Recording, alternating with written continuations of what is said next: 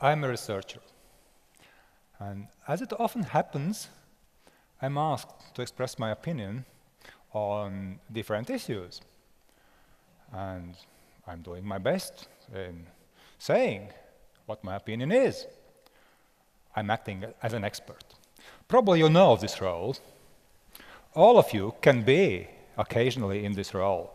Maybe not right now, maybe not right here, but everybody can find a field of expertise where you are good at. And since you are a public expert, certain demands are put on you. Simply a set of expectations are something what's present. You have to fulfill those expectations. I'll name them. Experts have to think differently. That's why they are experts. You have to be different, of course. All the available information, what's present, had to be used. And it has to be used without any errors or biases. And then you have the third issue you have to deal with, and that's you have to provide certainty.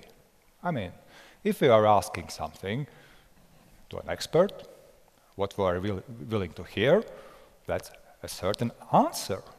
We want to live a life which is definitely something certain we can rely on. It happened once that I was involved in a study project, and what we did, we were studying automobile drivers, and particularly we were interested in non-written traffic rules. That's something what we are all familiar with if we are driving. We have to follow not only the formal written rules, there are a set of something what's called unwritten rules. And we had two groups of participants. One group consisted of normal, average car drivers, as we all are. Another group was formed by driving instructors. And driving instructors, we name them experts. They are experts, they know better. What we expected? We expected that those driving instructors will think differently. They are experts, they have to know better something in comparison to us, normal, average drivers. And now I'll show you my favorite findings, what we got out of this study. What do we have here? We got something what impends driving safety. For instance, speeding, approximately 10 kilometers per hour. That's something bad. That's not safe, okay? And then we had something positive, you know, this positive side of the graph. For instance, to signal to switch on headlights if someone had forgotten to do it. Well, you might say, you had two groups which answers are represented in this graph. Well, I might say, I've forgotten, I don't know. Let's check what the next graph looks like. Oh, that's the next graph. Looks pretty similar, right? I do know the first one came from the normal drivers, and this second one came from the experts. They are almost the same, you're right.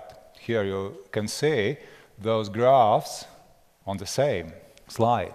They are almost the same, with very minor, very slight differences. Could we say that driving instructors are not experts? No, I wouldn't dare. They are experts. Yet occasionally, experts simply think in the same manner as we laypersons do. Recently, in a news portal, I spotted a short report on a study. The basic idea of the study was to find out what are the risk factors which makes our traffic unsafe. There were several interesting findings, but probably the most interesting, or I'd say, the most attractive from my perspective was that a substantial risk factor is to drive an Audi. Okay? What does it say? Should we be afraid of those driving cars by this make? Well, I wouldn't say so. If you are an Audi driver, it's not necessary to switch to another brand. You could do if you wish, but it won't change much in regard to safety issues. The point is that this is a fairly common error among researchers to forget to correct the data to the total amount of something. In this case, the total amount of Audi cars within Latvian society. The number of Audi cars on the roads in Latvia is pretty large, and because of that, we may get such an impression. Simple correction, and we get different results. What we wanted to get from experts in this case, that they would be good, or at least better, in using all the available information, and not to be prone to errors or biases, as we all are.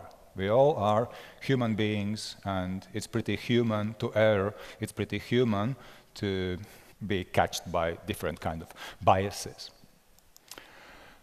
Another story, during the final stage of World War II, London was heavily bombed by so-called V1 bombs. Of course, Londoners needed certainty. They needed a safe place to be. They needed a shelter. What could they do? They needed an expert advice, of course.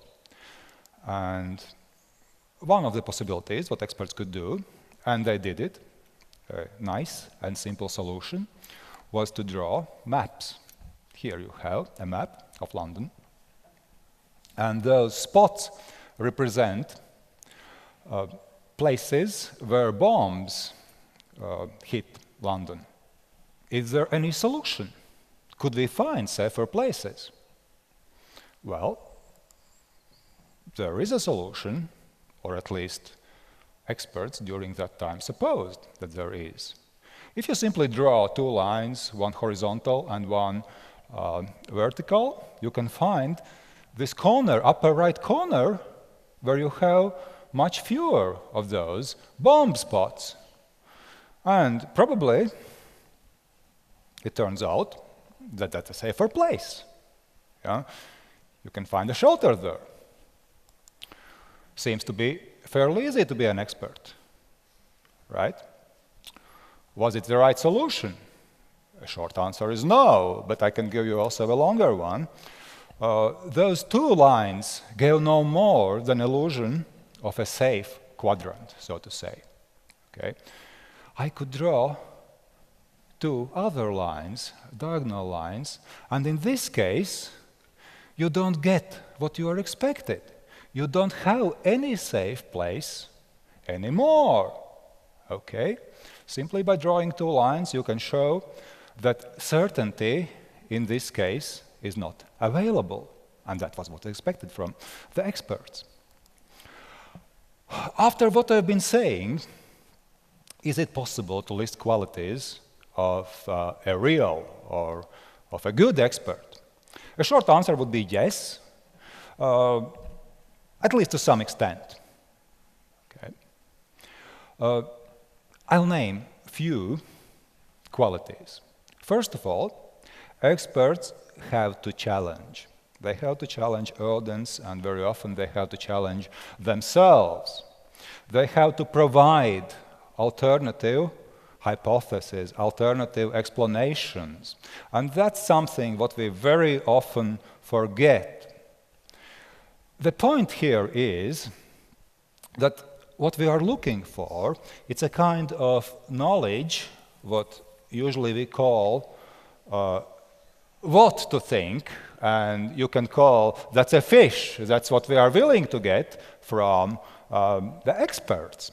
But on the other hand, it's much, much more productive to ask for the knowledge, what could be described as how to think, and that's a fishing rod. You might be asking, why do I have it?